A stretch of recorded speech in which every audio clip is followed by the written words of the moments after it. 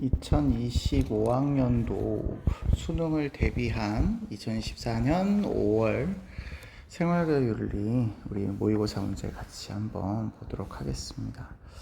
전반적으로 문제는 어려운 문제가 없었던 것 같아요. 이 정도 수준에서의 문제가 나오면 여러분은 거의 다 맞출 수 있는 정도는 돼야 되지 않을까 싶기는 합니다. 네, 1번부터 같이 보도록 하겠습니다. 1번 문제는 윤리학의 분류 관련한 문제죠.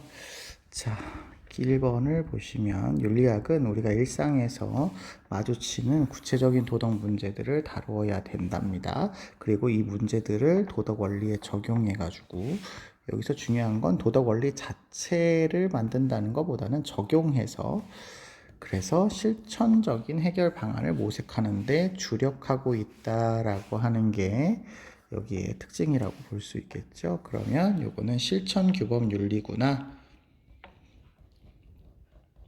라고 파악해 볼 수 있겠습니다. 나를 보시면 우리가 일상생활에서 사용하고 있는 명제, 도덕적인 용어의 의미를 분석을 한답니다.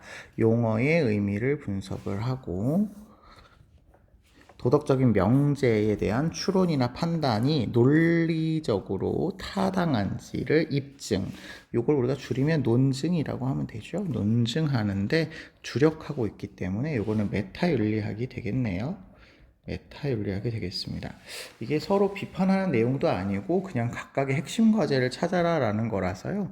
엄청 문제가 쉽게 출제가 되는 것 같아요. 자, 1번을 보시면 현실의 도덕 문제에 대한 구체적인 해결책. 이게 뭐 위에 거의 나와 있잖아요. 도덕적인 문제를 해결해야 한다 나와 있으니까 1번이 실천 규범에 대한 설명이 되겠고요. 2번 도덕 현상들 간의 인과관계를 객관적으로 설명하는 것, 인과관계를 객관적으로 설명하는 것, 설명 다른 말로 기술 윤리학에 대한 설명이죠. 기술 윤리학에 대한 설명이 되겠습니다. 그 다음에 3번 올바른 지침이 될 보편적인 도덕 원리의 정립을 요 정립 자체를 도덕 원리 정립 자체만을 핵심 과제로 삼는다 그러시면 요거는 그냥 규범 윤리학의 특징이다 아니면 이론 규범 윤리학의 특징이다 이렇게 보시면 될 것 같죠. 메타 윤리학은 보편적인 도덕 원리를 정립하는 걸 핵심 과제로 삼지 않습니다. 4번 각 공동체의 다양한 도덕적인 관행, 관습을 비교해서 객관적으로 비교하는 겁니다. 기술하는 거니까 여기 기술 윤리학의 특징이다 이렇게 볼 수 있겠고요.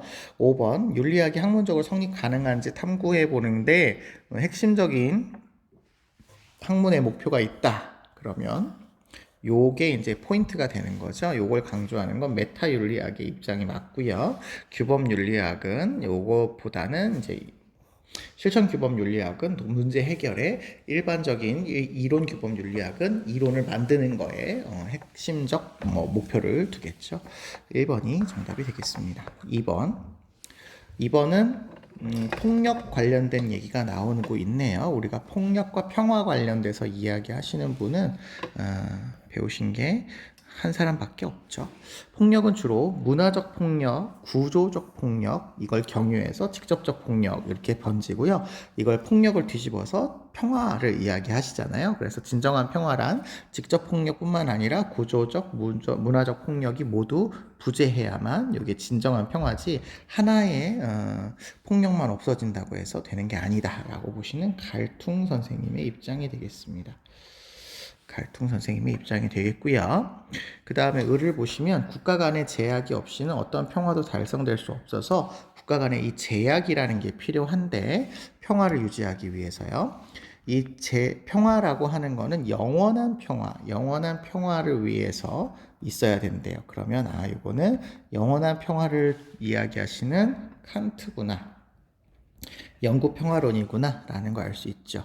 근데 이 영구 평화를 위해서는 특별한 종류의 연맹이 있어야 된답니다. 연맹이 있어야 된대요.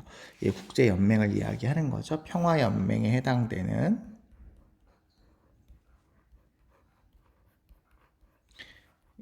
조직이 있어야 된다. 이것이 바로 평화연맹, 여기 밑에 설명이 있네요. 평화연맹이 있어야 되고, 이는 평화조약과 구별된대요. 보통 이거 구별을 어떻게 하냐면, 평화조약은 해당된 문제에 대한 어떤 평화를 유지하기 위한 조약이라면, 평화연맹은 영구 평화를 목표로 하는, 조직인 거죠. 그래서 이렇게 구별되고 있다라고 보실 수 있겠습니다. 자, 그렇다면 1번. 갈퉁 선생님은 구조적 폭력은 항상 문화적 폭력에서 비롯된다. 이게 폭력의 삼각형 얘기하시는데, 이제 갈퉁 선생님은 여기 직접 폭력, 구조적 폭력, 문화적 폭력, 뭐 이런 식으로 이렇게 폭력이 삼각형 모양으로 되어 있는데, 항상 어디에서만 비롯되는 게 아니라 모든 이 삼각형에서 모두 폭력이 나타날 수가 있어요. 그래서 항상 문화적 폭력에서만 비롯되는 게 아니라 여기저기에서 다 나타날 수 있겠습니다. 어디든지 폭력은 어떤 곳에서든지 일어날 수가 있다라고 해서 여기 이렇게 항상이라고 단정 지을 수가 없겠죠. 2번 비의도적인 폭력은 평화 실현을 방해하지 않는다 했는데요. 우리가 보통 문화적 폭력 같은 것들이 의도 없이 이루어지는 어떻게 생각하면 그냥 자연스럽게 발생되는 그런 의식이 없이도 이루어지는 폭력이잖아요. 근데 이런 폭력도 평화 실현, 즉 폭력을 유발을 하고 있기 때문에 방해하지 않죠. 방해한다 이렇게 보셔야 되겠고요. 칸트 보겠습니다. 칸트는 평화연맹이라고 하는 게 모든 전쟁의 영원한 종식, 그렇죠. 이 자체가 목적이기는 하죠. 그래서 이걸 추구하고 있다 이렇게 보시면 되겠고요. 4번 영원한 평화는 국가 간의 평화 조약 체결만으로, 아까 말씀드렸지만 이 평화 조약 체결은 물론 평화를 근거로 하기는 하지만 그 대상이 되어지는 게 영구 평화만이 대상이 되어지는 게 아니라서 최종적으로는 영구 평화를 목표로 하지만 전쟁을 끝내는 것에 관련된 평화조약에 해당될 수 있기 때문에 이것만으로 충분하지는 않아요. 그래서 여러분들이 이런 부분을 이해할 때는 칸트가 영구 평화를 위한 확정조항 3가지와 금지조항, 예비조항 6가지를 이야기하니까 한 가지만으로는 충분하지 않다. 요런 의미로 기억을 해주시면 좋을 것 같습니다. 5번 물리적인 폭력의 소멸은 진정한 평화 실현을 보장한다 했는데요. 이 보장이라는 말 때문에 이 문장은 좀 틀렸는데, 금방 얘기했듯이 칸트는 여러 가지 요소가 있어야 돼요. 그런데 한 가지 물리적인 폭력의 소멸이라고 하는 한 가지 요건이 없어진다고 해서 진정한 평화가 실현되는 게 아니라서 이걸 보장한다고 얘기할 수가 없고요. 마찬가지로 갈퉁 선생님도 직접적인 폭력, 구조적인 폭력, 문화적인 폭력이 모두 제거가 되어야 되기 때문에 직접적인 폭력에 해당되는 물리적인 폭력이 없어지는 것만으로 진정한 평화가 완전히 실현되는 보장이라고 얘기할 수는 없겠죠. 그래서 갑 선생님 해당하는 갈퉁도 틀렸다라고 보실 수 있겠습니다. 네, 뭐 그렇게 어렵지 않았던 것 같고요. 3번. 다음을 주장하는 사상가 입장으로 적절한 것인데요. 인간 공간에서 참된 거주의 실현을 얘기하시네요. 이 참된 거주의 실현을 이야기하시는 분이 이렇게 많지는 않은데 2분 정도를 여러분이 생각하고 계시면 좋겠어요. 볼로브 아니면 하이데거인데요. 누가 나오셔도 내용은 거의 비슷해요. 그래서 이걸 딱 누구로 여러분이 파악하지 않으셔도 큰 문제는 없습니다만 지금 이 글은 볼로브 선생님의 주장입니다. 한번 확인만 해주시죠. 자신의 본질을 실현을 하기 위해서 참된 거주를 실현해야 된대요. 참된 거주. 참된 거주는 집이라고 하는 내부 공간에만 머무르려는 집착을 극복해야 된대요. 자, 여기서 이제 오해하시면 안 되는 게 집이라고 하는 내부 공간에 머무는 것도 일종의 참된 거주의 실현이 될 수 있겠는데 여기에만 집착하지 말라는 얘기예요. 그렇다는 얘기는 내부 공간에 머무르는 것도 필요하고 외부 공간으로 나가는 것도 필요하다 이런 얘기를 하고 계시는 거고요. 비록 세계라는 외부 공간, 분명히 외부 공간입니다만 예기치 않은 일이 발생할 수 있는 위험 공간이에요. 그래서 내부 공간이 필요한 거죠. 하지만 인간은 이 외부 공간으로 나가야 자기 일을 수행해야 이제 자기의 본질을 실현할 수가 있어서 내부 공간으로만은 안 되고 내부 공간에서 휴식을 취할 수 있지만 세계라는 외부 공간에서의 노동이 이루어질 수 있도록 뭔가 통로가 되어야 되죠. 그래서 보통 볼로브 선생님 열린 공간, 닫힌 공간이라는 표현으로서 많은 얘기를 하고 계십니다. 자, 그렇다고 할 때 기억, 집의 소유는 인간의 본질을 실현하기 위한 유일한 조건이다라고 했는데요. 인간의 본질의 실현은 아까 위에 이 얘기한 것처럼 휴식도 있어야 되죠. 노동도 있어야 됩니다. 그러면 집을 가졌다라는 것은 내부 공간을 소유하고 있다라는 것으로 우리가 볼 수도 있잖아요. 지금 이 글만 본다면 내부 공간을 소유하는 것만으로 충분하냐라고 봤을 때 그렇지 않죠. 노동이라는 게 또 필요하기 때문에 충분하지 않아요. 그렇지만 이거는 사실 우리가 볼로브를 공부하셨으면 아시겠지만 단순히 집을 소유하는 것만으로 충분하지 않다는 얘기가 나오거든요. 소유한다라는 개념 자체가 집을 가지고 있다는 것이라고 하기 때문에 진정한 소유가 아니에요. 그래서 인간 본질을 실현하기 위해서는 집을 소유하는 것보다는 참된 거주의 실현이 있을 때 가능하지. 그냥 집만 산다고 집이 내 명의로 되어져 있다고 해서 인간의 본질을 실현할 수 있는 건 아니거든요. 그래서 이런 말은 아예 할 수가 없습니다. 재심은 통해서도 충분히 파악해 볼 수는 있지만 기본적으로 우리가 알고 있는 내용이어야죠. 니은 인간 내면의 건강은 휴식과 노동이 조화를 이룰 때 가능하다. 그렇죠. 인간 내면의 건강이라는 게 결국은 인간 본질을 실현하는 거니까 내부적인 휴식, 외부 세계의 노동이 조화를 이루어야 된다. 글에 나와 있는 얘기였죠. 참된 거주를 위해서 외부 공간과 단절 아니에요. 외부 공간에 대해서 열린 공간이면서 외부의 침입으로부터 보호해주고 휴식을 취할 수 있는 닫힌 공간이기도 해야 되기 때문에 단절되어야 된다. 이렇게 얘기하지 않습니다. 그래서 정답은 2번이라고 찾아주시면 되는데 이런 주거와 관련된 문항들은 보통 제시문 통해서 충분히 해결할 수 있도록 출제를 하고 있으시니까요. 제시문을 잘 꼼꼼하게 봐주시면 되겠습니다. 4번 볼게요. 가상의 대담의 사상가의 주장을 골라라 라는 문제이죠. 사회자가 질문을 하네요. 현대사회에서 다양한 매체를 통해서 대중문화가 확산되고 있고요. 현대인들이 향유하고 있는 대중문화는 어떤 특성을 갖고 있냐라고 해서 대중문화를 지금 물어보고 계시는 것 같습니다. 현대사회의 대중문화는 문화산업이래요. 문화산업. 그래서 생산되고 규격화되고 획일적이랍니다. 자, 규격화, 획일적으로 이렇게 문화산업으로서 나타나게 되고 대중은 단지 이윤 추구를 위한 자본가. 자, 지금 이 주체, 이윤을 추구하는 주체는 자본가입니다. 자본가가 이윤을 추구하기 위해서 의도대로 생산한대요. 규격화하고 획일화하게 의도대로 생산한대요. 근데 그 의도는 누가 갖고 있는 거냐면 이 자본가라고 하는 분이 갖고 있는 거죠. 그래서 그거를 소비하게 될 뿐이다 라고 보고 있습니다. 그냥 소비만 하는 게 누군 거냐면 대중인 거죠. 대중. 그래서 자본가의 의도대로 만들어진 상품을 대중은 주체적으로 소비를 하는 게 아니라 어쩔 수 없이 자본가의 의도대로 소비하게 되는 그런 수동적인 소비자의 형태가 된다라는 얘기를 하고 있어요. 문화산업 나왔을 때부터 지금 이 사상가는 아도르노이죠. 아도르노. 계속 봅시다. 확인해 보시죠. 3번 문화산업에서 자본가의 의도가 아닌 대중이 진정으로 원하는 반영된 문화가 생산되지 않나요? 이랬더니 아닙니다라고 이렇게 확정적으로 얘기를 하고 있어요. 아닙니다라고 딱 얘기하고 있으니까 이런 것도 기억해 주시고요. 문화산업은 자본가가 대중의 진정한 욕구를 반영하여 문화상품을 생산하는 것처럼 홍보는 한답니다.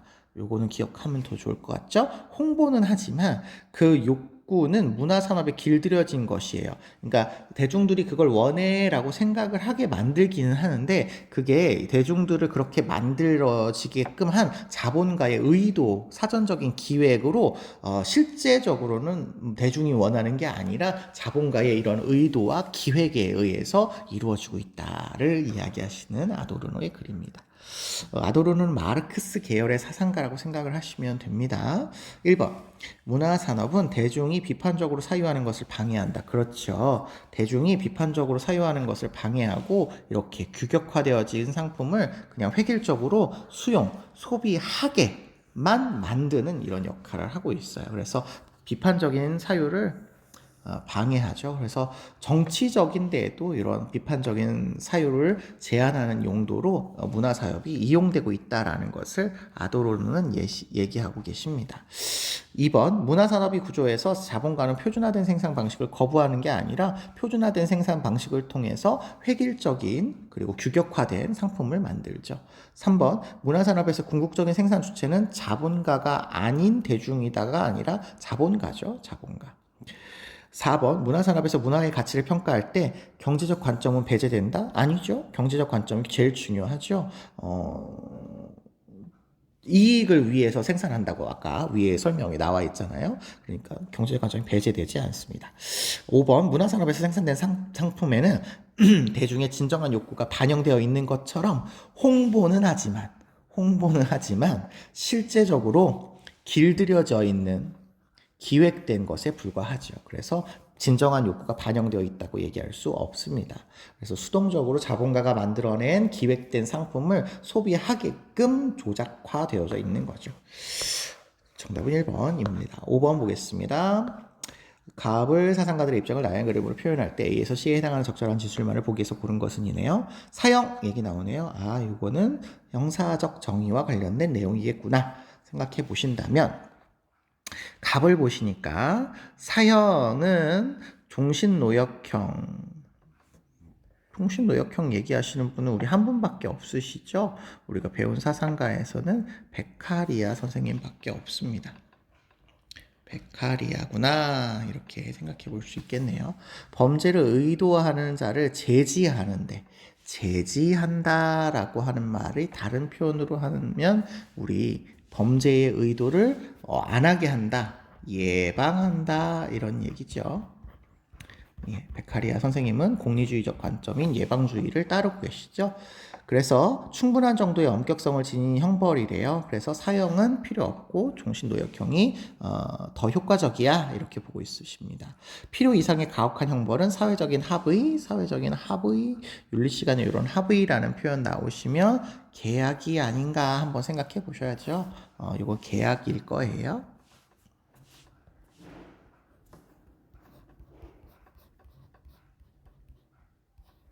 동의 뭐 이렇게 보셔도 되겠죠. 여기에 반해서 나타난 형벌이다라고 보고 계시죠. 그래서 가는 베카리아다라고 여기다가 표시하고 보겠습니다. 을 보죠. 살인자에 대한 판결은 그가 더 이상 국가의 일원이 아니다. 국가의 일원이 아니다. 보통 이분의 표현으로 이야기하면 계약자들의 적이죠.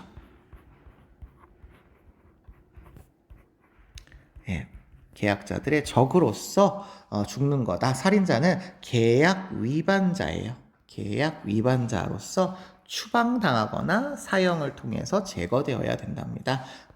계약자들의 이익을 침해하기 때문에 그렇죠. 그래서 여기 추방이 될 수도 있다라고 하는 것을 유의해 주셔야 되는 건데 이 사람은 루소이죠. 루소. 역시 이분도 계약을 근거로 형벌을 주장하고 계십니다. 기억 보죠. 사형은 사회계약의 목적에 부합하지 않는 형벌이다라고 본다면 베카리아 선생님은 맞죠. 베카리아는 생명권을 양도하지 않았기 때문에 사형은 사회계약에 부합하지 않는 형벌이고 우리가 계약을 맺는 것은 인간의 생명을 보호하기 위한 목적으로 맺는데 자신의 생명을 양도할 사람이 없을 거다 이렇게 얘기를 하지만 루소는 아니죠. 루소는 우리가 계약을 맺을 때 우리의 모든 의지를 일반 의지에게 양도시켜 가지고 계약을 맺잖아요. 그때 생명권을 양도하기 때문에 생명권을 양도해서 사회계약을 유지하는데 동의하셨죠. 그렇기 때문에 루소의 입장은 맞는 표현이 될 것 같습니다. 그 다음에 니은을 보시겠습니다. 국가의 형벌 집행권, 형벌을 집행할 수 있는 권한은 시민의 동의, 시민의 합의, 시민의 계약에 근거해야 된다. 두 사람이 모두 계약론자네요. 두 사람이 모두 계약론자니까 이런 말을 다 할 수가 있겠고요. 디귿. 형벌의 경중은 범죄를 저지른 의도는 뭔가 일이 일어나지 않은 거잖아요. 이 의도에 따라 결정되는 게 아니라 범죄 예방 효과에 의해서 베카리아는 결정이 되시겠죠. 그래서 이거 잘못된 거고요. 루소 입장에서도 이게 의도라기보다는 의도가 어떻게 됐느냐도 물론 필요할 수도 있겠지만 계약자들의 권리 침해를 기준으로 보겠죠. 계약자들의 이익을 얼마나 침해했는지를 기준으로 보기 때문에 이거 X가 될 것 같고요. 그 다음에 리을. 살인자는 공공의 적이 아닌 도덕적 인격으로서 처벌돼야 된다. 요 공공의 적이 아까 얘기한 국가의 적 이런 거니까 루소가 동의할 수 없는 표현이고요. 베카리아는 살인자의 처벌, 이게 처벌이라고 되어 있네요. 뭐 이런 얘기를 이제 하게 되면 이제 사형에는 반대를 하시잖아요. 근데 이게 공공의 적이 아닌 도덕적인 인격으로서 처벌해라 이런 얘기를 하지 않죠. 그래서 베카리아는 동의할 수 없는 표현이라서 지금 정답은 1번으로 찾아주실 수 있는 그런 내용이 되겠습니다. 네, 뭐 많이 어렵지 않았던 그런 문제였던 것 같고요. 6번을 보시면 신문 칼럼에 지지할 내용을 고르시라고 되어 있는데요. 한번 읽어보겠습니다. 네, 과학기술자 얘기가 나오네요. 책임 문제에 관련된 얘기입니다. 고객을 어떻게 규정하느냐에 따라 달려있대요. 고객이랑 노동자에게 노동에 대한 재가를 지급하고 노동에 의해 영향을 받는 사람들을 의미하게 된답니다. 굉장히 경제적인 입장에서 과학기술자의 책임 문제를 접근하고 있으시죠. 일반적으로 자신을 직접 고용한 사람만이 고객이 되지만 여기는 일반적 이런 거고요. 자신의 고용을 직접 한 사람 이분이 고객이 되지만 과학기술자의 경우에는 고용주, 그러니까 자신을 직접 고용한 사람뿐만 아니라 일반 대중도 고객이 될 수 있답니다. 이유는 상당수의 연구가 세금에 의해서 직간접적으로 추진이 되고 있고 일반 대중이 과학기술자에게 노동에 대한 대가를 지급한다. 이렇게 연결이 될 수 있기 때문에 그렇답니다. 또한 과학기술자의 연구는 공공성이 지대해서 고용주는 물론 일반 대중에까지 영향을 미치기 때문에 과학기술자에게 자신의 연구 결과가 고용주뿐만 아니라 일반 대중에게도 끼칠 부정적인 영향을 없는지 검토해야 될 책임이 있다. 이렇게 얘기하고 있습니다. 그러니까 고객의 개념이 과학기술에는 일반 대중까지 있으니까 내적 책임은 물론이고 외적 책임까지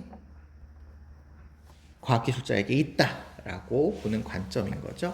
1번, 과학기술자는 공익보다 자신의 사적 이익을 우선시해야 된다. 지금 그런 얘기 없죠. 특히 대중에 대한 이익 관심을 좀 책임을 져야 된다라는 얘기를 하고 있으시니까 공익 얘기를 조금 더 강조한다고 볼 수 있을 것 같아요. 2번, 과학기술자의 연구 결과는 대중과 자신에게 영향을 미치죠. 윤리적인 평가로 자유로워야 된다가 아니죠. 이 결과에 대한 책임이 바로 외적 책임이 되기 때문에 자유롭지 않죠. 3번, 과학기술자 연구 결과 역시 외적 책임 얘기하는 겁니다. 고용주에게 미칠 영향 배제 안 하죠. 이때 고용주는 당연히 배제 안 하지만 그 고객의 범위가 일반 대중까지도 확대되고 있다는 것 기억하시고요. 4번, 과학기술자는 자신을 직접 고용한 사람만 아니었죠. 일반 대중까지 고려해야 된다라고 보고 있으시죠. 5번이 그러면 정답이 되겠는데 기술자는 연구 결과로 인해서 사회적인 파급 효과를 숙고해야 된다. 그렇죠. 사회 전체에 미칠 결과를 고려해야 된다. 이런 얘기라서 내적 책임만 있냐 아니면 외적 책임까지 포함해야 되느냐를 물어보는 문제였습니다. 7번 가겠습니다. 갑을 사상가 입장을 적절한 걸 고르랍니다. 죄가 없는 사람을 죽이는 것은 인이 아니랍니다.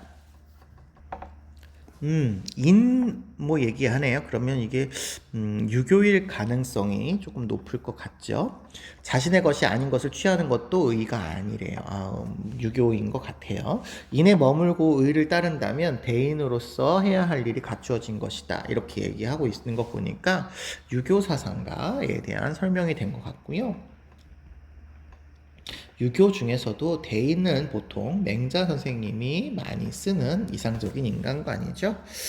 자, 을을 보시면 천지가 장구할 수 있는 까닭은 영원히 이렇게 계속 성장할 수 있는 까닭은 억지로 그 자신을 살리려고 하지 않기 때문이래요. 억지로 하지 않는다, 무위하다라는 거지요. 무위하다라는 말은 당연히 자연스럽다라는 말과도 연결이 되는 거죠. 그래야 억지로 하지 않고 천지가 장구할 수 있다라는 거고요. 그래서 성인은 어떤 사상에든지 쓸 수 있는 표현이라고 했고요. 무위의 이치를 본받아, 금방 무위가 나왔네요. 자기를 내세우지 않아, 공을 앞세우지 않아요. 그래서 오히려 앞서게 된다. 뭐 우리 상선약소할 때 이런 표현 나왔죠. 물은 아래로 흐르지만 결국에 모든 만물을 이롭게 하는 귀한 존재가 된다라고 이야기하시는 도가 사상의 글이고요. 이 표현은 보통 노자 선생님이 이렇게 하고 있으십니다. 자, 1번 볼게요. 맹자는 예법이 아닌 형벌로 다스려라? 아니죠. 왕도 정치를 주장을 하시죠. 그렇기 때문에 덕치를 계승한다 이렇게 하셔야지 형벌로 다스려라 이런 얘기 하지 않습니다. 그 다음에 2번 이로운 것이 곧 의로운 것이다. 여러분 이 말은요. 이 말은 묵자 선생님이 할 수 있는 표현입니다. 묵자 선생님이. 유교에서는 이로운 것을 보면 의로움을 생각해라 라고 해서 의로운 것을 좀 더 중요하게 여기죠. 3번 보겠습니다. 도에 따라 매사에 겸허하게 해라. 그렇죠. 이게 정답이네요. 도에 따르는 삶이 중요한데 이게 겸허라고 하는 물이 가지고 있는 속성처럼 행동하는 거래요. 맞는 거죠. 그 다음에 4번 12선악을 엄격하게 분별 아니죠. 도의 입장에서 보면 모두가 차별이 없는 평등한 그런 모습인 거죠. 분별을 강조하는 건 유교적인 맥락이 되겠고요. 5번 이상적인 인간은 인륜의 규범에서 벗어난다. 인륜적인 규범을 인위적인 규범이라고 보는 거는 도가 사상이기 때문에 도가에 대한 설명은 맞겠지만 유교는 그렇지 않죠. 도덕 규범을 잘 준수하는 것을 중시하고 있어서 정답은 3번밖에 없다. 이렇게 보시면 되겠습니다. 8번 보실게요. 인간 배아는 고통을 느끼지 못하는 단순한 세포 덩어리에 불과합니다. 배아 복제와 관련된 내용이네요. 세포 덩어리에 불과하답니다. 고통을 느끼지 못해요. 그래서 도덕적 지위도 없답니다. 따라서 배아를 활용해서 난치병 치료 연구가 진행될 수 있도록 인간 배아 복제를 허용해야 된대요. 난치병 치료를 연구를 위해서 배아 복제를 허용해야 된답니다. 배아 복제 찬성에 대한 입장이네요. 그에 비해서 을을 보시면 인간 배아는 고통을 느끼지 못해요. 여기는 동일하네요. 고통을 느끼지 못한다. 동일하네요. 하지만 잠재적 인간이랍니다. 잠재적 인간. 그래서 도덕적인 지위가 있답니다. 요건 차이점이죠. 따라서 인간 배아를 활용한 난치병 치료 연구가 사회적인 행복을 증진할 수 있다고 보는 거죠. 요거는 또 공통점이 되겠죠. 난치병 치료 연구가 사회적인 행복 증진할 수 있다. 할 수 있다. 하지만 배아 복제는 허용될 수 없다. 이렇게 보고 있습니다. 자, 그러면 1번 보겠습니다. 갑은 배아는 인간을 위한 수단으로 사용될 수 있다? 사용될 수 있죠. 사용될 수 있죠. 여기 허용해야 되니까 난치병 치료를 위해서 허용될 수 있어야 되니까 가능하다. 이렇게 보시면 되겠고요. 2번 이 배아는 잠재적인 인간이에요. 잠재적인 인간이란 얘기는 이분 의리하신 거죠. 여기 나와 있는 거죠. 그러니까 이런 얘기를 하지 않는다. 이렇게 보셔야 되겠네요. 도덕적 지위도 가지지 않는다라고 설명이 나와 있습니다. 자, 그 다음에 3번 인간 배아를 단순한 세포 덩어리로 간주해서는 안 된다. 그렇죠. 여기 단순한 세포 덩어리가 아니라 도덕적인 지위를 가지는 존재다. 이렇게 보셔야 되겠죠. 그 다음에 4번 사회적 유용성을 근거로 배아 복제를 허용해서는 안 된다. 그렇죠. 여기 행복을 증진하더라도 배아 복제는 허용돼서는 안 된다 라고 얘기하고 계시죠. 5번 인간 배아 복제를 난치병 치료 연구를 가능하게 한다. 난치병 치료 연구를 가능하게 할 수 있지요. 을이 맞고 여기도 갑도 치료 연구가 도움이 된다 이렇게 얘기하고 계시니까 이건 둘 다 맞는 표현이라서 정답은 2번이다라고 보시면 되겠습니다. 9번 문제 보겠습니다. 무지의 베일이 나왔네요. 무지의 베일은 보통 얘기하시는 분이 롤스밖에 없으시죠. 롤스의 얘기가 맞는지 한번 보겠습니다. 원초적 입장에서 합의의 당사자들이 인간 사회에 대한 일반적인 사실을 제외한 특정 사실을 모르게 만든대요. 일반적인 사실은 그러면 알고요. 이거는 알고. 특정한 사실, 이거는 모르는 거죠. 이걸 우리가 무지의 베일을 썼다 이렇게 얘기한답니다. 원초적 입장에서 채택되는 두 원칙에 따라 권리와 의무가 할당되고 사회적 이익이 분배되는 롤스 얘기가 맞네요. 자, 을을 보시면 무지의 베일에서는 분배적 정의에 관한 소유 권리 개념이 산출될 수 없어. 이분은 소유 권리에 대한 개념을 중시하기 때문에 무지의 베일을 설정하면 안 된다 이걸 얘기하고 있네요. 한 분배가 정의로 충분한 조건은 그 분배를 하에 있는 사람들이 취득 이전에서의 정의의 원리를 잘 집행을 해가지고 자신들이 소유하고 있는 것에 대한 소유 권리를 소유하는 것이 정의로움이야 이렇게 얘기하시는 노직 선생님의 글이 되게 쉽습니다. 자, 그럼 롤스하고 노직을 비교하는 분배 정의 문제입니다. 1번 롤스는 차등의 원칙에 따른 분배는 모두에게 이익이 되지 않는다? 아니죠. 모두에게 이익이 되는 거죠. 차등의 원칙은 최소 수혜자에게 최대 이익이 돌아가게 만드는 거지만 이거는 모두에게 이익이 되는 원칙이기도 하다라고 말씀을 드렸습니다. 그 다음에 2번 원초적 입장의 당사자는 자신의 이익과 타인의 이익에 무관심하다.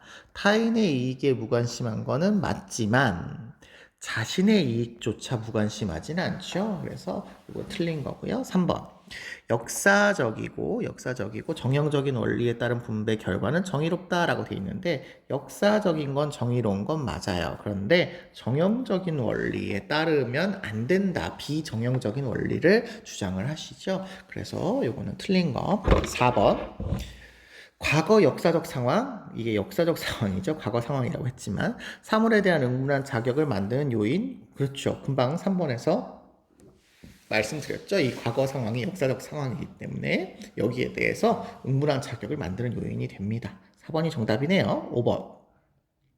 무지의 베일을 통해서만 정의로운 분배가 산출된다. 요거는 롤스는 뭐 얘기할 수 있는 표현이죠. 롤스는 얘기할 수 있는 표현이지만 노직은 이렇게 해서는 소유 권리가 형성되는 것에 설명을 할 수 없다. 이런 얘기를 하니까 동의하지 않겠죠. 그래서 정답은 4번으로 보시면 되겠습니다. 10번 가불병의 입장을 나의 그림으로 탐구할 때 A에서 D에 들어갈 적절한 질문을 보기에서 골라라 입니다.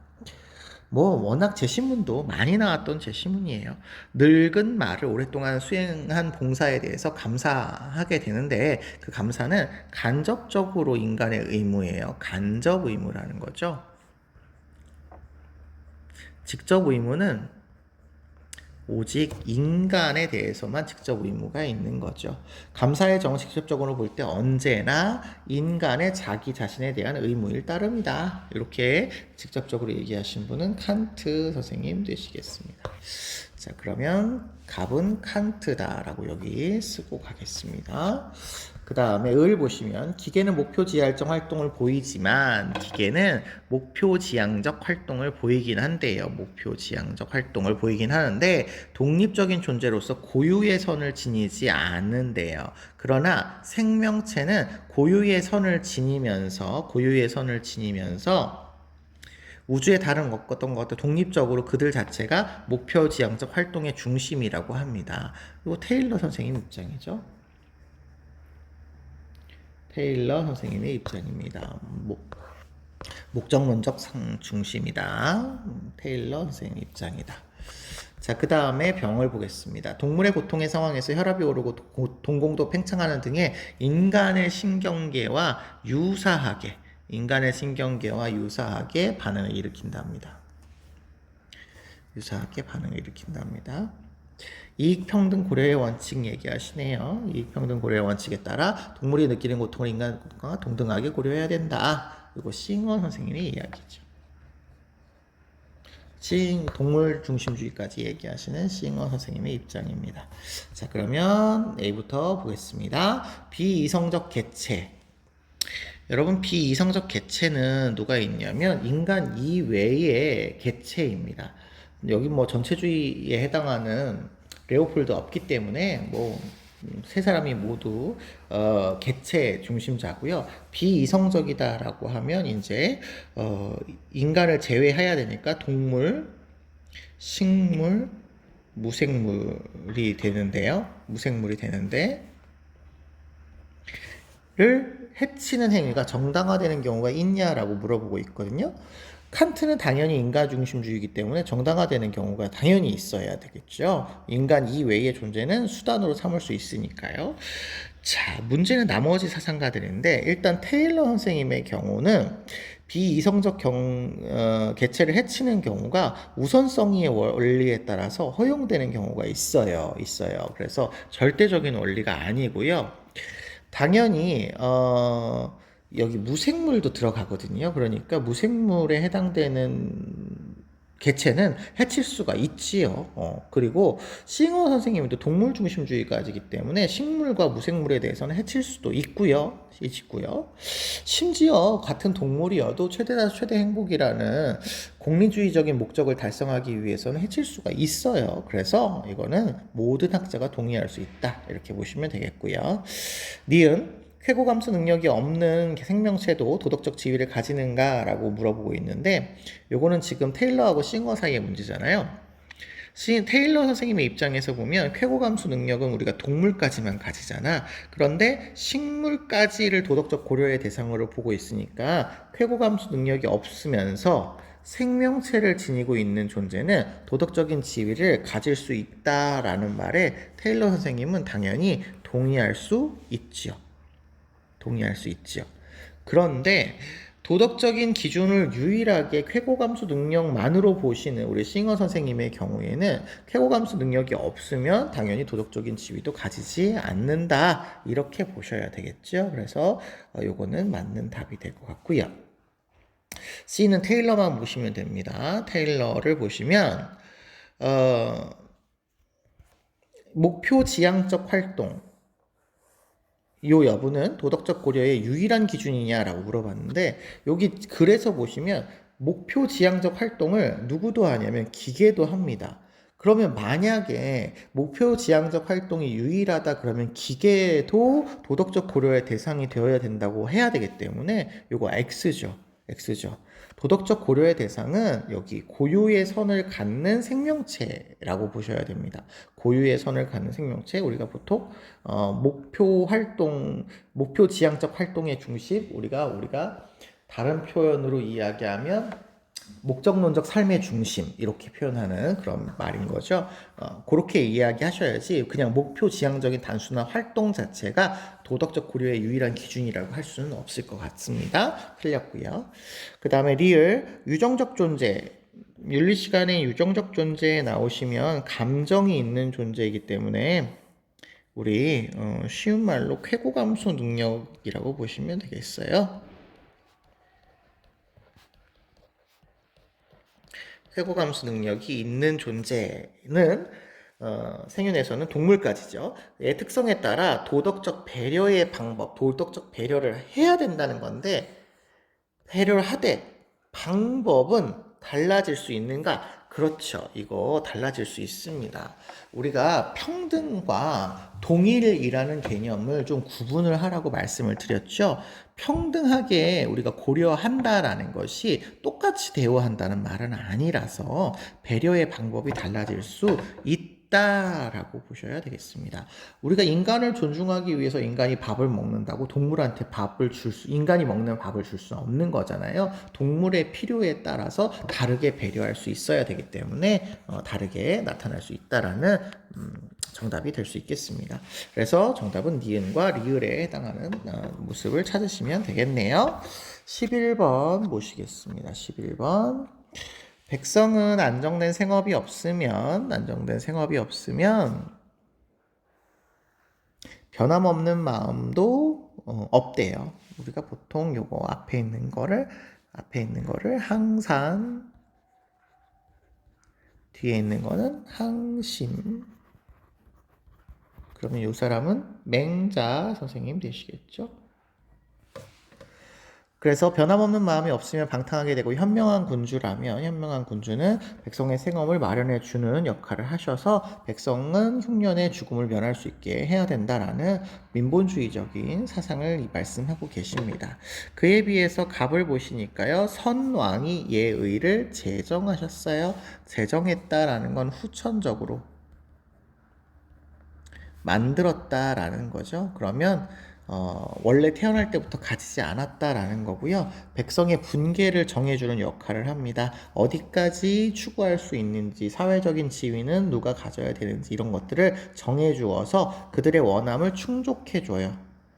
욕구를 충족해주는 역할을 하고 필요했던 것들을 공급해주는 역할을 하는 게 현명한 군주라서 공평한 정치로 백성을 바로잡는다. 백성을 교화시킨다. 이거는 순자 선생님의 글이죠.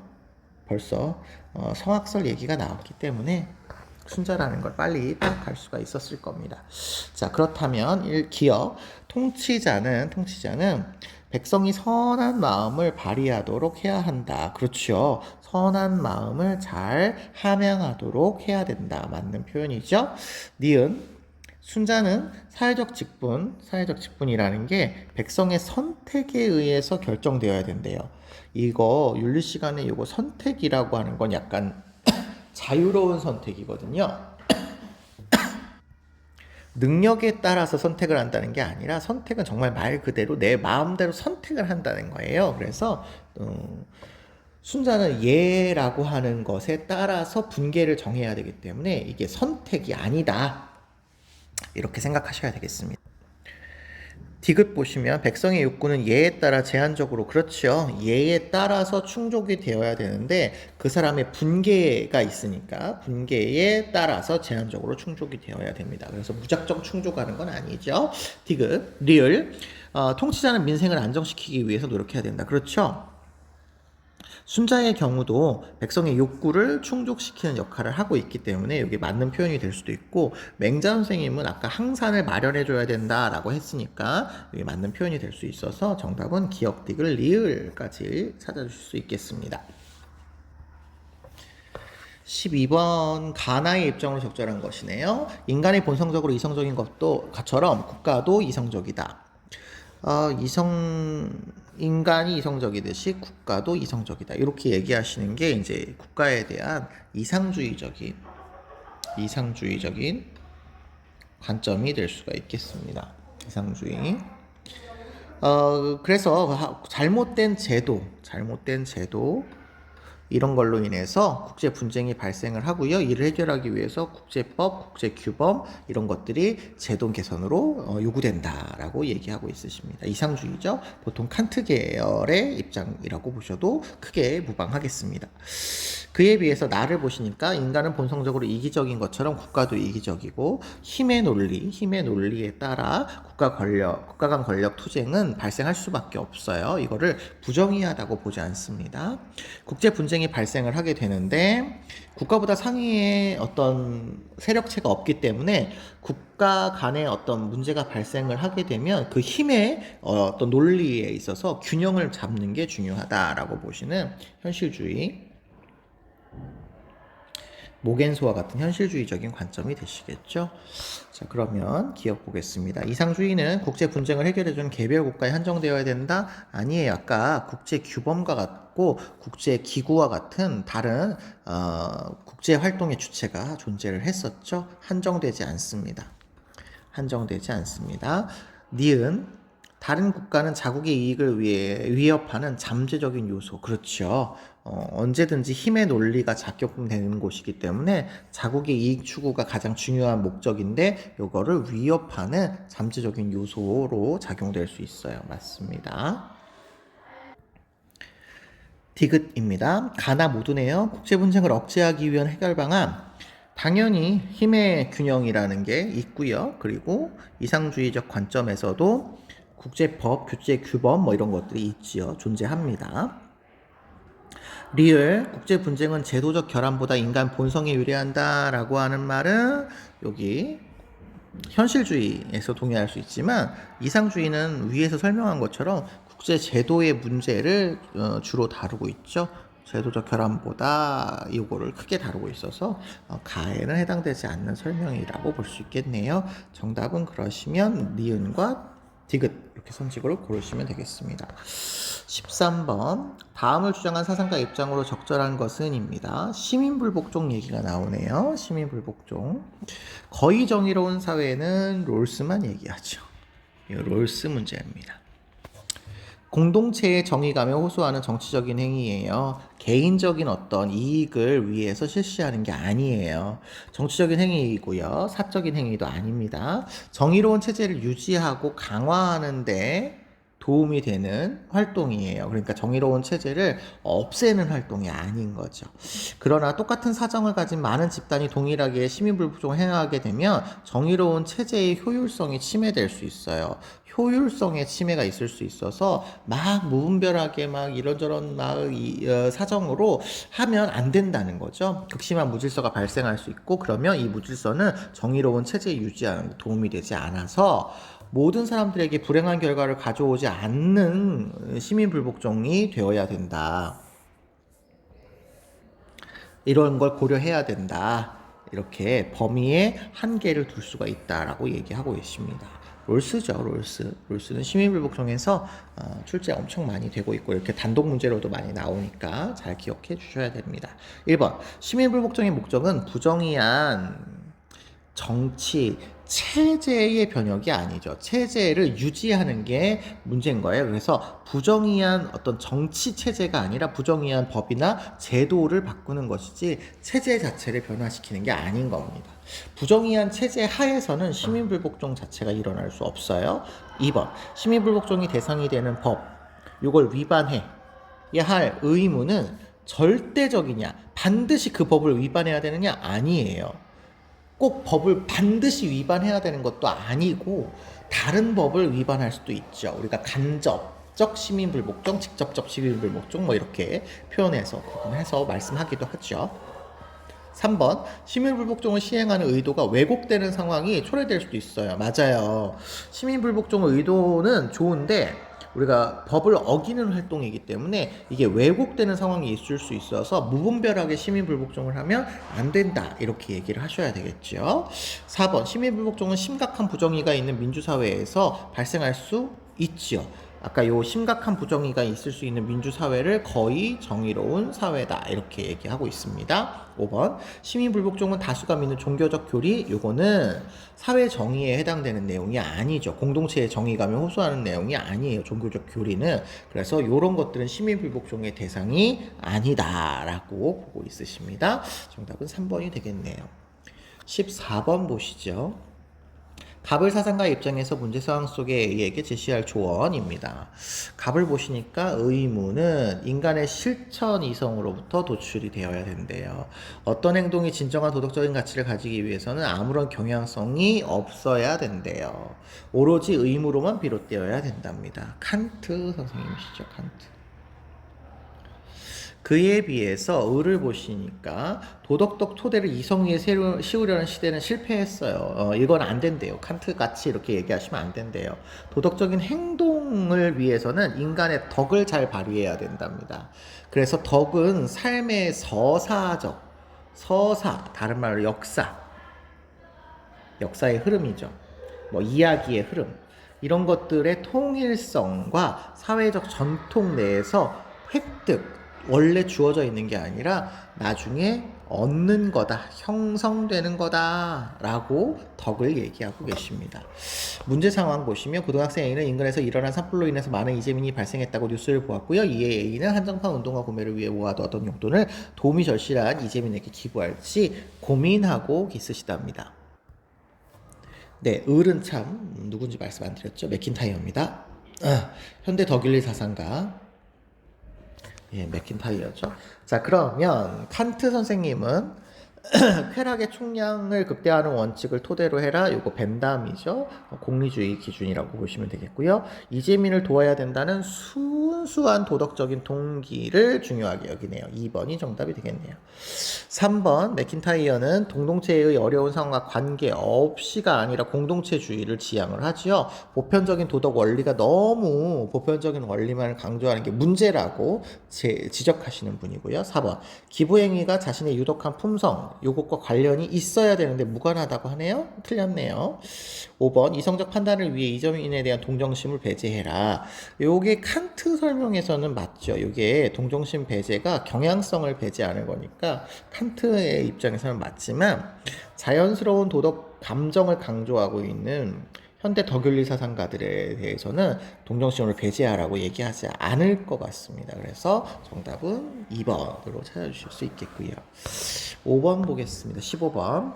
가불 사상가들 입장에서 서로에게 제기할 수 있는 비판을 나그리고를 표현할 때 A에서 B에 해당하는 내용으로 가장 적절한 것은입니다. 자연 상태는 전쟁 상태랍니다. 이렇게 전쟁 상태로 자연 상태를 딱 규정을 하시면 이거는 홉스라고 생각하시면 됩니다. 홉스. 이므로 내 것과 내 것의 구별이 없답니다. 그래서 자연 상태에서는 네 거, 내 거에 대한 소유권이 없죠. 소유권이 없는 상태입니다. 그래서 자연 상태에서 벗어나려면 우리가 지닌 모든 권력을 한 사람 오는 하나의 합의체에 양도해야 되기 때문에 권력 분립에 반대하시는 모습을 보이시고 있으시죠? 자, 그에 비해서 을을 보시면요. 자연 상태에서 공동의 재판관이 부재합니다. 많이 나왔던 제시문이죠. 개인의 재산, 여기 재산만 나왔지만 재산으로 대표되어지는 개인의 자연권으로 생명, 재산, 자유, 요 세 가지의 권리를 강조하시죠. 이걸 보존하기 위해서 자연법의 집행권, 자연법 전부가 아니고 자연법의 집행권이라는 부분을 일부만 포기해서 공동체의 수중에 양도를 하고 있습니다. 이렇게 얘기할 수 있는 분은 우리 로크 선생님이시죠. 로크. 그럼 여기는 로크 선생님이시고 A는 홉스 선생님이 서로를 비판하는 내용이 되겠습니다. 자, 볼게요. 홉스는 자연 상태에서 공동의 권력이 존재하지 않아요. 맞아요. 그런데 로크도 마찬가지죠. 공동의 재판관이라는 권력이 존재하지 않아서 간과하지를 않네요. 그래서 요거는 틀린 선지가 되겠고요. 2번 자연 상태에서 개인의 소유권이 존재하지 않아요. 맞죠? 개인의 소유권이 존재하지 않습니다. 아까 위에서 우리 살펴보았죠? 그런데 로크는 자연 상태에서 아까 얘기하신 재산권, 생명권, 그리고 자유에 대한 권리가 자연권으로 주어져 있어요. 그러니까 존재하지 않는다라고 얘기하지 않겠죠? 간과하네요. 2번이 정답이 되겠습니다. 3번 시민의 안전 보장을 위해서 국가 권력이 분립되어야 된다라고 홉스는 얘기하지 않죠. 권력 분립이 아니라 권력을 하나로 가지고 있어야 된다 이렇게 얘기하시고요. 4번 로크는 사회계약에 참여한 당사자는 주권을 가질 수 없어? 아니죠. 주권 자체를 양도하지는 않아요.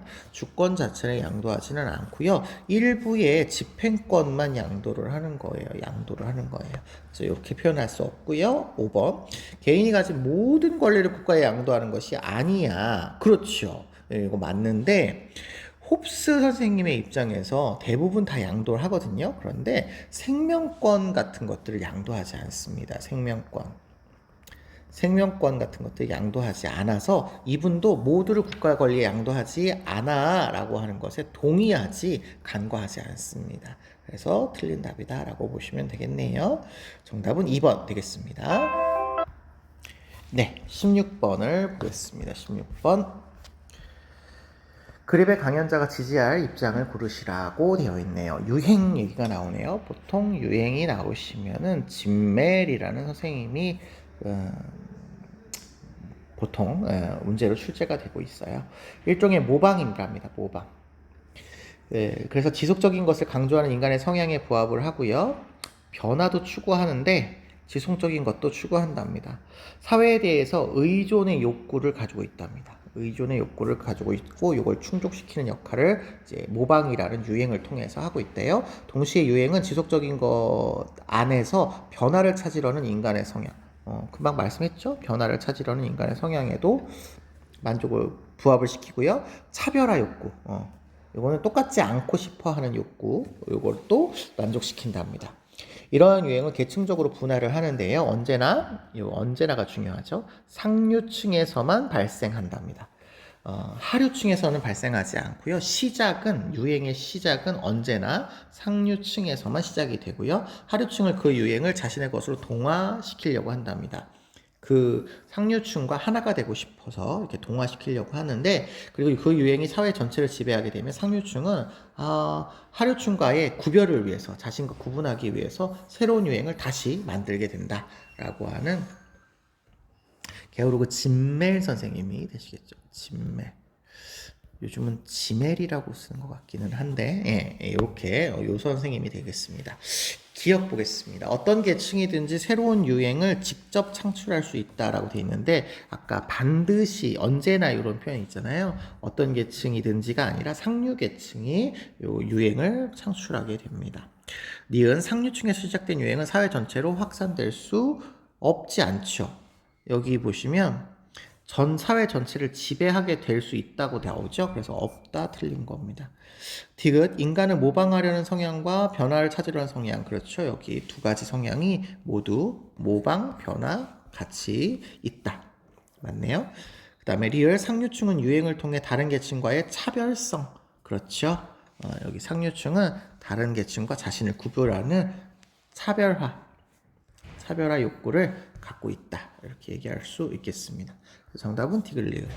자, 요게 이제 보통은 이제 소비와 관련돼 가지고 이런 유행 부분이 나올 때도 있고 그냥 과시 소비가 나올 때도 있는데, 이게 사실 누구가 나오는지 별로 중요하지 않아요. 베블런이 나와도 그렇고 진멜이 나와도 그렇고 보드리아르나 뭐 이런 여러 가지 사상가가 나올 수 있겠지만, 그 사상가에 대한 설명이 보통 제시문에서 다 이루어지고 있으니까요. 제시문 내용 보시고 풀어주시면 좋을 것 같아요. 다만 공부하실 때 한두 번씩 이 사상가들이 어떤 주장을 하고 있는지에 대한 간략한 이해만 가지고 있으시면 되고, 우리가 철저하게 이게 뭐 진멜인지 베블런인지 이렇게 구분해야 될 필요는 없으니까요. 그런 것들을 좀 참고해 주시면 좋겠습니다.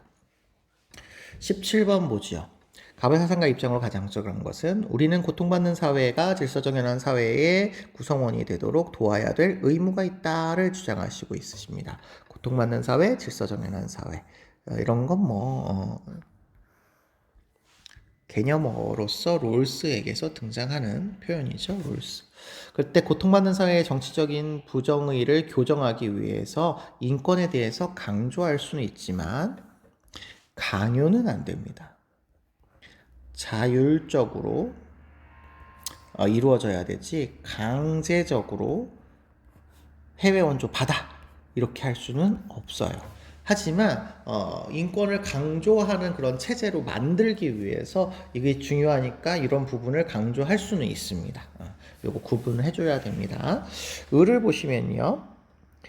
우리는 공리의 원리, 해외 원조에서 공리 원리를 강조하고 있고요. 절대 빈곤에 처한 사람 도와야 된답니다. 도와야 돼요. 다만 우리가 막으려는 절대 빈곤에 상당하는 도덕적으로 중요한 다른 일들을 희생하지 않는다는 뭐가 깔려 있는 거냐면 조건이 깔려 있는 거죠. 조건을 충족하는 경우에만 의무가 될 수 있는 가언 명령을 얘기하는 겁니다. 가언 명령. 근데 그 가언 명령의 기준이 공리의 원리다. 이렇게 보고 있으시니까 싱어죠. 자, 기 1번 보겠습니다. 원조의 주체는 원조 대상국에게 원조 인권의 존중을 요구할 수 있다 되어 있네요. 아까 인권을 강조할 수 있다고 되어 있죠. 요구할 수 있다. 맞네요. 맞네요. 2번 인권이 보장되지 않는 모든 국가는 원조의 대상이 되어야 된다 되어 있는데요. 원조의 대상되는 국가는 여기 딱 나와 있는 고통받는 사회만으로 딱 정해져 있습니다. 다른 모든 국가가 아니에요. 모든 국가가 아닙니다. 딱 정해져 있습니다. 그리고 원조를 할 수 있는 주체도 질서 정연한 국제사회의 구성원이라고 되어 있거든요. 여기 구성원이라고 되어 있기는 하지만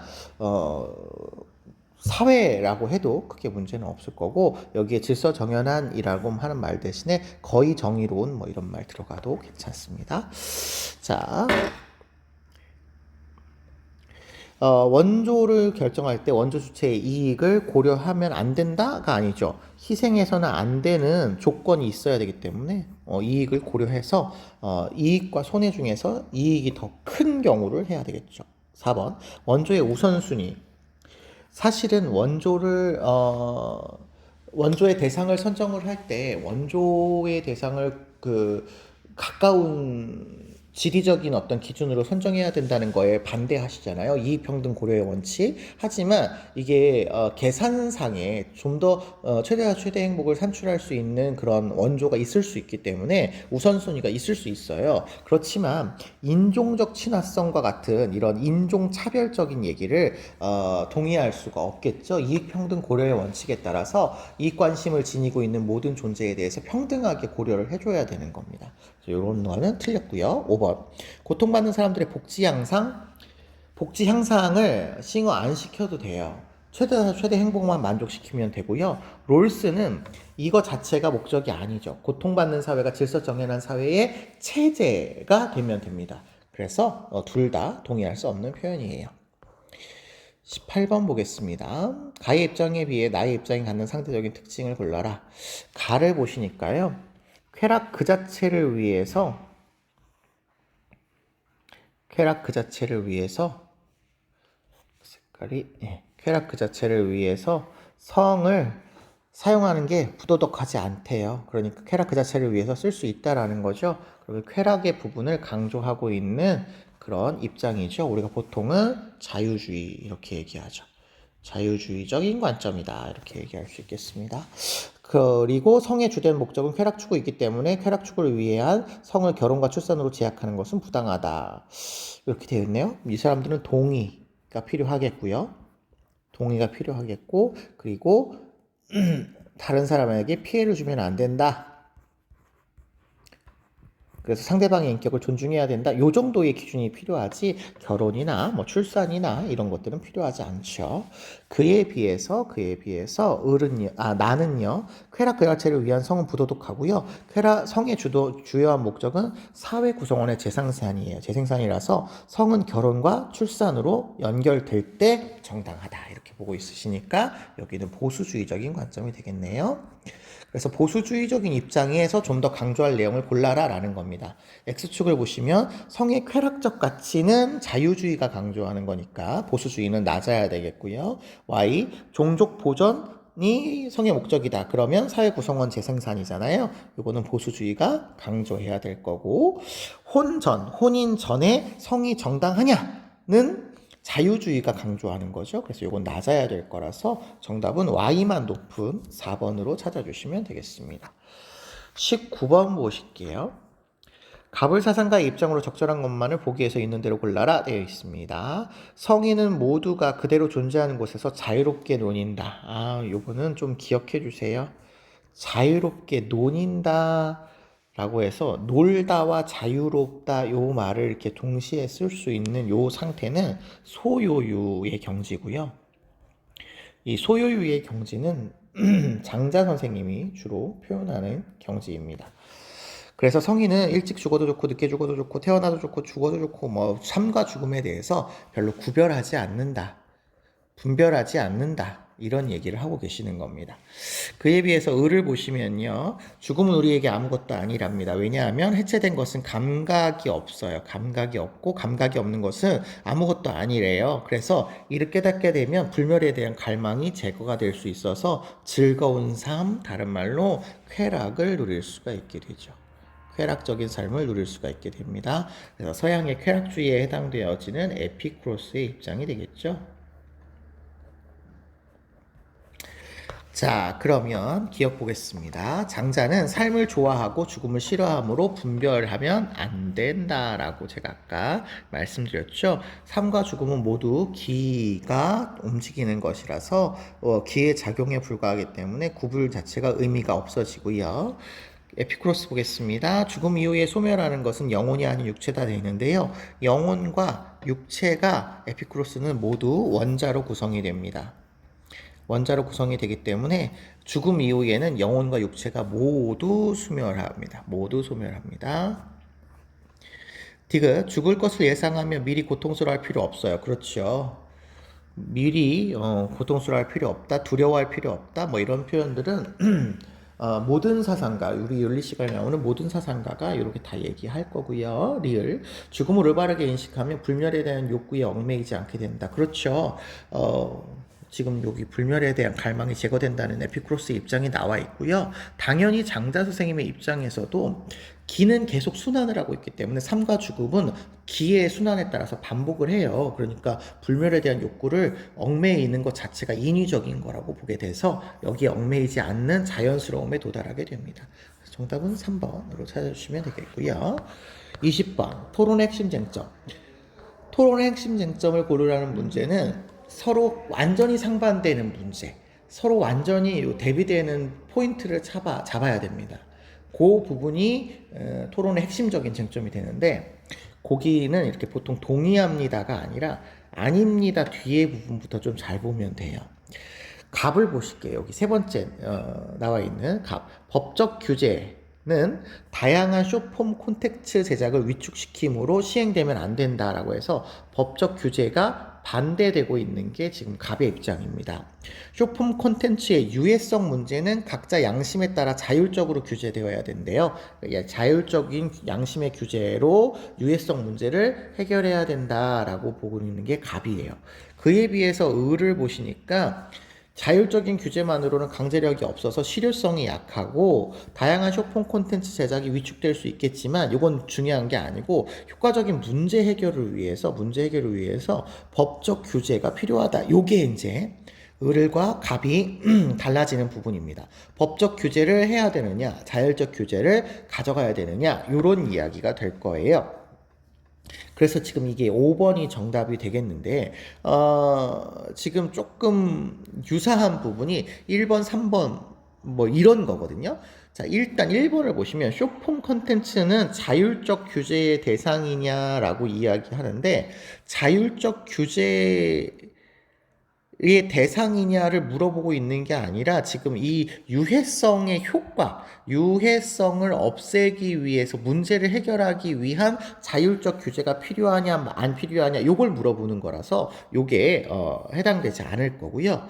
뭐 모든 쇼폼 콘텐츠는 청소년에게 해를 끼치는가 이런 얘기 안 하고 있고요. 쇼폼 콘텐츠는 유해성 문제에 대해서 자율적 규제는 실효성이 있는가라고 보고 있는 거잖아요. 이게 자율성만으로 충분하냐 안 충분하냐 이런 얘기를 하고 있고 쇼폼 컨텐츠의 유해성 문제에 대해서 유해성 문제에 대해서 얘기하는 게 아니잖아요. 유해성을 어떻게 하면 안 생기게 할 거냐에 대한 자율적 규제 이런 얘기를 해야 되기 때문에 이것도 해당되는 설명이 아니에요.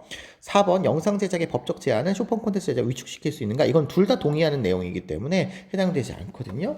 그래서 이게 언뜻 보면 유사한 측면이 있을 수 있지만 핵심적인 얘기를 찾아야 돼요. 쇼폼 콘텐츠의 제작에 대한 법적 규제를 시행할 거냐 말 거냐라고 해서 유해한 여기가 이제 포인트가 되겠죠.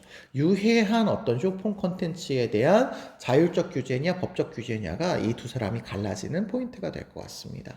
이런 거는 뭐 지식적인 측면에서 우리가 문제를 풀 수 있는 게 아니기 때문에 여러분이 몇 번씩 문제를 풀어봐 주시면서 이런 문제를 어떻게 풀 건지에 대한 좀 익숙함이 좀 필요한 그런 문제 영역이라고 볼 수 있겠습니다. 네, 전반적으로 봤지만 이게 그렇게 어려운 문제가 아니에요.